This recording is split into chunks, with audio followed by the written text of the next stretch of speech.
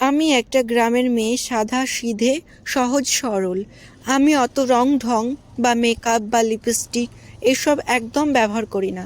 আজ প্রায় আমার ১৯ বছর বয়স, তবুও আমি একদিনও কখনো মেকআপ করিনি বা লিপস্টিক লাগাইনি। আমি সবসময় সাদাসিধে থাকতে ভালোবাসি।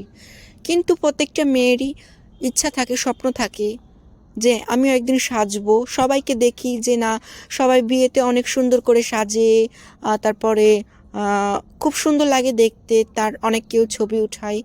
তো আমি তো কখনো এসব করিনি, বাট আমার ফার্স্ট টাইম আজকে বিয়ে হচ্ছে বলে কথা।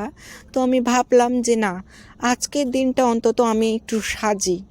তাই আমি চলে এসেছি মেকআপ আর্টিস্টের কাছে, যে আজকে আমাকে এত সুন্দর করে সাজিয়ে দাও যেন সবাই আমাকে দেখে তাক লেগে যায়। এই কারণে আমি চলে এসেছি সাজুগুজু করতে। আমি ১৯ বছর পর আজ ফার্স্ট টাইম মুখে মেকআপ অ্যাপ্লাই করলাম, ঠোঁটে লিপস্টিক অ্যাপ্লাই করলাম, আরও বিভিন্ন ধরনের সব মেকআপ আর্টিস্টদের জিনিস আছে যেগুলো আমাদের মুখে অ্যাপ্লাই করেছে সুন্দর দেখাবার জন্য। বাট এসব আমি ফার্স্ট টাইম করছি, কখনো করিনি। আমি গ্রামের সাদা সরল মেয়ে, তাই এসব একদম পছন্দ করি না। কিন্তু বিয়েতে বিভিন্ন ধরনের মানুষ আসবে, প্রচুর মানুষ আসবে, গেস্ট আসবে, এবং প্রত্যেকটা বিয়েতে আমি দেখেছি বউদেরকে কি সুন্দর করে সাজানো হয়। তাই আমারও স্বপ্ন ছিল যে না, বিয়ের দিন অন্তত আমি একটু সাজগুজ করব। আর যেই ভাবা সেই কাজ, আজ আমার বিয়ে, তাই আমি চলে এসেছি মেকআপ আর্টিস্টের কাছে। আর এখানে আমি তাকে বলে দিয়েছি যে আমাকে খুব সুন্দর করে সাজাবে, যেন আমাকে বিয়ে বাড়ির সকলে দেখে একদম প্রশংসা করে। আর তোমারও কাজটা যেন প্রশংসা করে যে কে এত সুন্দর সাজিয়েছে।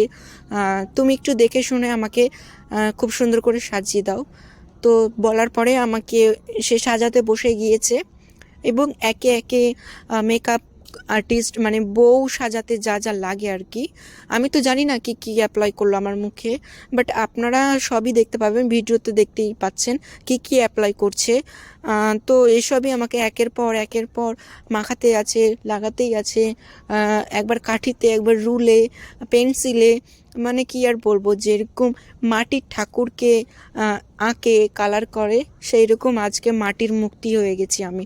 আমাকে দেখে মনে হচ্ছে মাটির মূর্তি ছিলাম, তারপরে আমাকে এখন কালার করে চোখ এঁকে সব কিছু এঁকে একটা যেরকম প্রতিমা, একটা ঠাকুর তৈরি করে সেই রকমভাবে আমাকে বউ তৈরি করছে।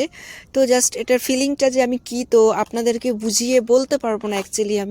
আমাকে জাস্ট অসাম, মানে ফার্স্ট টাইম আমি মেকআপ করছিলাম, তো আমাকে ভীষণ ভালো লেগেছে এই মেকআপটা করতে। তো অনেক বড় বড় আর্টিস্ট আছে এবং অনেক বড় বড় ক্রিয়েটার আছে, এবং বলিউড হলিউডে দেখেছি তারা মানে ২৪ ঘন্টায় মেকআপ করে থাকে। তো তারা কি করে যে থাকে এতক্ষণ মেকআপ করে আমি বলতে পারবো না। বাট আমি যে আজকে এতগুলো মেকআপ করেছি, আমাকে জাস্ট অসাম লাগছে, এত ভালো লাগছে মেকআপ করতে। তো এটা আমার কাছে মানে ফার্স্ট টাইমই মেকআপ, আমি আর কোনো দিন মেকআপও করবো না। ভালো লাগছে ঠিকই, কিন্তু বেশি মেকআপ, বেশি এসব জিনিস মুখে অ্যাপ্লাই করলে মুখে স্কিনের প্রতি অনেকটা ক্ষতিকর জিনিস থাকে, কেমিক্যাল দিয়ে এসব বানানো থাকে, ওই কারণে এসব বেশি ব্যবহার করলে স্কিনের অনেক খারাপ হয়ে যায়।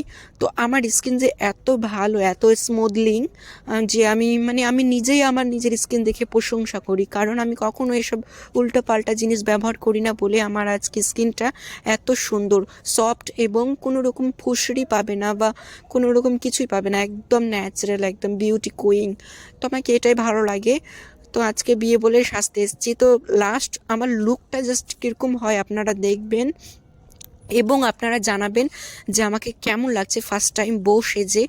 আর আমার প্রত্যেকটা ভিডিও আমার বিয়ের সব আপলোড করব আস্তে আস্তে, তো সবাই আপনারা কিন্তু দেখবেন, এবং যারা আমাদের চ্যানেলটি সাবস্ক্রাইব করেনি সাবস্ক্রাইব করবেন প্লিজ, আর ভিডিওটি লাইক কমেন্ট শেয়ার করতে ভুলবেন না, এবং কে কোথা থেকে দেখছেন সেটাও কমেন্টে লিখে জানাবেন, তাহলে অবশ্যই আমি অনেকটা খুশি হব।